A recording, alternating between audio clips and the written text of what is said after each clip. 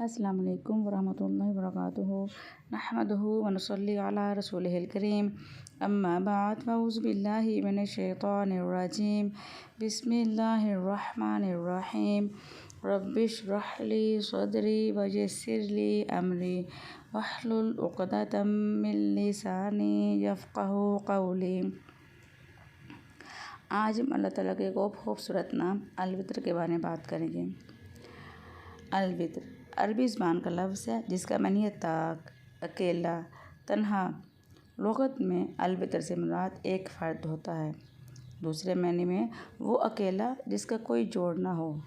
अल्लाह की सिफ़त अल-वित्र यानी वो अकेला है, बाकी पूरी मखलूक जोड़ा जोड़ा है। अल्लाह ताला अपनी ज़ात, अफ़आल, सिफ़ात में, कमाल में, जमाल में अकेला है, तन्हा है, उसका कोई शरीक नहीं। वो रब है, उसकी रबूबियत में कोई शरीक नहीं। वही इलाह है, कोई और उसकी अलूहियत में शरीक नहीं, यानी उसके इलाह होने में कोई शरीक नहीं। मुशरिकीन मक्का जब हज़रत सल्लल्लाहु अलैहि वसल्लम से आकर कहा, जब मुशरिकीन मक्का ने जब आप सल्लल्लाहु अलैहि वसल्लम से आकर कहा कि अपने रब का तारुफ़ करवाइए कि वो कौन है, तो आप सल्लल्लाहु अलैहि वसल्लम ने सूरत इख़लास सुना दी। बिस्मिल्लाहिर्रहमानिर्रहीम क़ुल हुवल्लाहु अहद अल्लाहुस समद लम यलिद वलम यूलद वलम यकुल लहू कुफुवन अहद। वो वित्र है, वित्र होना उसे पसंद है। और जो सूरत इख़लास है ना, ये शिर्क की जड़ काट देती है कि कह दीजिए अल्लाह एक है, उसका कोई शरीक नहीं। ना उसने किसी को जना, ना वो जना गया, ना उसकी कोई औलाद है, ना उसका कोई हमसर है। तो इस सूरत इख़लास की कसरत से तिलावत करना शिर्क की जड़ काट देना है। तो वित्र होना अल्लाह को पसंद है, इसलिए उसने बहुत से अमाल में वित्र को पसंद किया है। अताअत और इबादत के मुख्तलिफ़ कामों में, यानी कि इताअत भी करने सिर्फ़ अल्लाह ताला की, इबादत भी सिर्फ़ अल्लाह ही की करनी है। कायनात की हर चीज़ में आपको जोड़ा जोड़ा नज़र आएगा। मसलन ज़मीन और आसमान, दिन और रात, सूरज और चाँद। पानी भी दो चीज़ों का मजमूआ है, यानी हाइड्रोजन और ऑक्सीजन का। हर चीज़ का जोड़ा है। फिर इंसानी जज्बात में भी जोड़े हैं, यानी इंसान कभी खुश होता है, कभी गमगीन होता है, कभी हंसता है, कभी रोता है, खाता भी है और पीता भी है। हर चीज़ का जोड़ा जोड़ा है, लेकिन फ़कत अल्लाह की ज़ात जो तन्हा है। फिर अल्लाह की तौहीद का ज़िक्र करना अल्लाह ताला को बेहद पसंद है। इस्लाम में दाखिल होने के लिए सबसे पहले जिस चीज़ का इकरार किया जाता है वो यही कलमा शहादत ला इलाहा इल्लल्लाह है। अबू सईद खुदरी से रवायत है कि नबी सल्लल्लाहु अलैहि वसल्लम ने फरमाया, जब बंदा कहता है ला इलाहा इल्लल्लाहु वल्लाहु अकबर, तो अल्लाह अज़्ज़ा व जल फरमाता है कि मेरे बंदे ने सच कहा, मेरे अलावा कोई माबूद नहीं। जब वो कहता है ला इलाहा इल्लल्लाहु ला शरीका लहू, तो इरशाद होता है मेरे बंदे ने सच कहा, मेरे अलावा कोई माबूद नहीं, मेरे साथ कोई शरीक नहीं। जब वो कहता है ला इलाहा इल्लल्लाहु लहुल मुल्कु व लहुल हम्दु, तो इरशाद होता है मेरे बंदे ने सच कहा, मेरे अलावा कोई माबूद नहीं, मेरे लिए ही है बादशाही और मेरे लिए ही सब तारीफ़ें हैं। जब वो कहता है ला इलाहा इल्लल्लाहु वला हौला वला कुव्वता इल्ला बिल्लाह, तो इरशाद होता है मेरे बंदे ने सच कहा, मेरे अलावा कोई माबूद नहीं और गुनाहों से बचने की हिम्मत और नेकी की कुव्वत मुझसे ही हासिल हो सकती है। राबी अबू इसहाक़ कहते हैं कि मेरे उस्ताद अबू जाफ़र ने इसके बाद कुछ कहा जो मैं कुछ समझ न सका, तो मैंने अबू जाफ़र रज़ियल्लाहु अन्हु से पूछा कि क्या कहा, तो फरमाया जिसको मौत के वक्त ये कलमात नसीब हो जाए उसे आग नहीं छुएगी।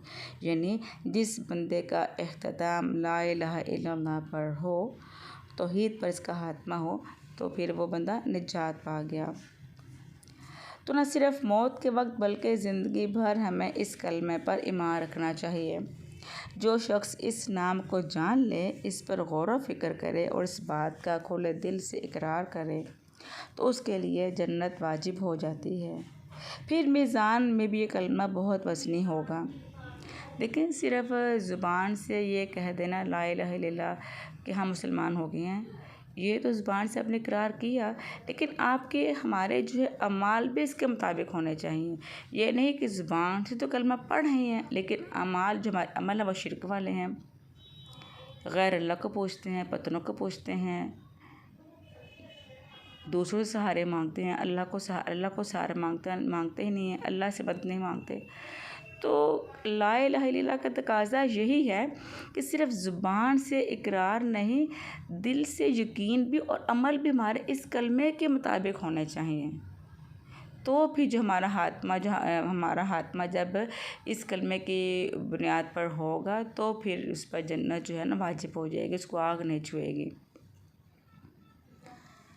تو زبان سے کلمے کا ذکر بھی کریں اور عملی طور پر بھی جو ہے ہم لوگ اللہ تعالیٰ کو وحدہ لا شریک مانیں، اس کے ساتھ کسی کو شریک نہ ٹھہرائیں۔ زمین اور آسمان کے سب چیزوں کو جب ایک پلڑے میں رکھا جائے اور دوسرے پلڑے میں صرف لا الہ الا اللہ کو رکھا جائے تو لا الہ الا اللہ والا پلڑا بھاری ہو جائے گا، یعنی یہ شرک کی نفی اتنی وزنی چیز ہے، یعنی کہ زمین اور آسمان کتنا، ہم آسمان کو امیجن کر ہی نہیں سکتے کتنا خلا ہے درمیان میں، ٹھیک ہے۔ اب ان سب چیزوں کو ایک پلڑے میں رکھا جائے، دوسرے پلڑے میں لا الہ الا اللہ، تو ایک کلمہ لا الہ الا اللہ اتنا وزنی ہے کہ اس کا پلڑا بھاری ہو جائے گا۔ پھر اللہ تعالیٰ اپنی تمام صفات میں اکیلا ہے، اس کا کوئی ہم نام نہیں۔ قرآن پاک میں فرماتے ہیں وہ جو آسمان اور زمین کا اور جو ان دونوں کے درمیان تمام چیزوں کا رب ہے، اسی کی عبادت کرو، اسی کی عبادت پر جمے رہو، کیا تم اس کا کوئی ہم نام بھی جانتے ہو؟ یعنی اللہ ہی کی ذات واحد ہے جو اپنے نام میں یکتا ہے۔ پھر بندوں کو شفا دینے والا بھی وہ اکیلا ہے، بندوں کو رزق دینے والا بھی وہ اکیلا ہے، رازق بھی وہ، خالق بھی وہ، مدبر بھی وہ، کل کائنات کا واحد مالک اللہ رب العالمین ہے۔ اس لیے ہم لوگ کہتے ہیں جب اللہم انت شافی لا شفاء الا شفاؤک، اے اللہ تو ہی شافی ہے، تو ہی شفا دے سکتا ہے، تیرے سوا کوئی شفا نہیں دیتا مگر تو ہی دینے والا ہے۔ شفا اصل اللہ ہی کی ذات دیتی ہے، ڈاکٹر لاکھ کوشش کر لیں جب تک اللہ کا اذن نہ ہوگا بندے کو شفا نہیں ہو سکتی۔ تو اس لیے شفا بھی جو ہے اللہ ہی کی ذات دیتے ہیں، وہی اکیلا گناہوں کو بھی معاف کرنے والا ہے، کسی اور کے اختیار میں نہیں کہ بندوں کے گناہ معاف کر دے۔ اللہ تعالیٰ اپنے اس بندے پر بہت تعجب کرتے ہیں جو کہتا ہے لا الہ الا انت انی قد ظلمت نفسی فاغفر لی ذنوبی انہ لا یغفر الذنوب الا انت، نہیں معبود برحق مگر تو ہی، میں نے اپنی جان پر ظلم کیا، تو میرے گناہوں کو بخش دے، بے شک تو ہی اپنے گناہوں کو بخشنے والا ہے۔ یعنی انسان اللہ کی وحدانیت کا دل سے اقرار کرے اور اپنا غلطیوں کا اعتراف کرے، اللہ میں نے اپنی جان پر ظلم کیا ہے اور تیرے علاوہ کوئی گناہوں کا بخشنے والا نہیں۔ جب انسان اپنے غلطیوں کا اقرار کر کے اللہ کے آگے اپنی عاجزی ظاہر کرتا ہے نا تو اللہ تعالیٰ کو اس بندے پر بہت پیار آتا ہے، اللہ تعالیٰ اس بندے کو بخش دیتے ہیں، کیونکہ اس کو پتہ ہے، اللہ جی کہتے ہیں مجھے پتہ ہے کہ بندہ جانتا ہے کہ کوئی رب ہے، کہ جس کے آگے جب ہم اپنے غلطیوں کا اعتراف کریں گے، گڑا کر رو کر معافی مانگے تو وہ معاف کر دے گا۔ پھر بندے کی یہ کلمات سن کر اللہ تعالیٰ فرماتے ہیں میرے بندے نے پہچان لیا کہ اس کا ایک رب ہے جو اسے بخش بھی سکتا ہے، لہٰذا اللہ تعالیٰ بندے کے ان کلمات کو بہت پسند کرتا ہے۔ پھر اللہ تعالیٰ ہی بندے کو ہدایت دیتا ہے، اچھی اخلاق کی طرف بھی وہی رہنمائی کرتا ہے۔ انسان جب اللہ تعالیٰ کی طاقت عظمت کو پہچان لیتا ہے اور یہ سمجھ لیتا ہے کہ وہی تو ہے جو سب کچھ کرنے کے قابل ہے، باقی ساری مخلوق اس کی محتاج ہے، تو وہ دل سے اس کو پکارتا ہے۔ پھر جب وہ دعا دل سے نکلتی ہے تو اللہ تعالیٰ سے قبول کر لیتے ہیں اور بندے کو وہ عطا کر دیتے ہیں جو اسے چاہیے ہوتا ہے۔ اس لیے انسان پر جب کبھی کوئی تکلیف یا غم آئے تو اسے کیا کرنا چاہیے؟ صرف اپنے رب کی طرف جائے اپنے رب کی طرف رجوع کرے، اسی کو پکارے، اسی سے مدد کا مانگے، کیونکہ جو رب مدد کر سکتا ہے نا وہ کوئی انسان نہیں کر سکتا۔ حدیث میں آتا ہے کہ رسول اللہ صلی اللہ علیہ وسلم نے فرمایا، پریشانی میں گھرا ہوا بندہ جب یہ دعا مانگے، اللہم رحمتک ارجو فلا تکلنی الی نفسی طرفۃ عین واصلح لی شأنی کلہ لا الہ الا انت۔ اے اللہ، میں تیری رحمت کی امید رکھتا ہوں، لہٰذا تو مجھے ایک لمحے کے لیے بھی مجھے میرے نفس کے حوالے نہ کرنا، اور میرے تمام معاملات کی اصلاح فرما دے، تیرے سوا کوئی معبود نہیں۔ یعنی انسان اس دعا میں اپنے آپ کو اللہ کے ایمان میں دیتا ہے کہ ایک لمحے کے لیے بھی مجھے میرے نفس کے حوالے نہ کر، اور میں تم سے تیری رحمت کی امید رکھتی ہوں، میرے تمام معاملات کی اصلاح کر دے، اس لیے کہ تیرے سوا کوئی معبود برحق نہیں۔ اس کے علاوہ آپ صلی اللہ علیہ وسلم نے رنج و غم کے ازالے کے لیے یہ دعا بھی سکھائی، اللہ ربی لا اشرک بہ شیئا لا اشرک بہ شیئا۔ اللہ ہی میرا رب ہے، میں اس کے ساتھ کسی کو بھی شریک نہیں ٹھہراتا۔ جب بندوں کوئی پریشانی میں دعا پڑھے تو اللہ تعالیٰ اس دعا کی برکت سے اس کی تمام پریشانیوں کو دور فرما دیتے ہیں۔ ایک اور حدیث میں آتا ہے کہ نبی صلی اللہ علیہ وسلم نے فرمایا، کیا میں تمہیں ایسی دعا نہ بتا دوں کہ جب تم سے کوئی رنج و علم میں مبتلا ہو تو وہ دعا کرے تو اس کی دعا قبول ہو جائے؟ کہا گیا کیوں نہیں؟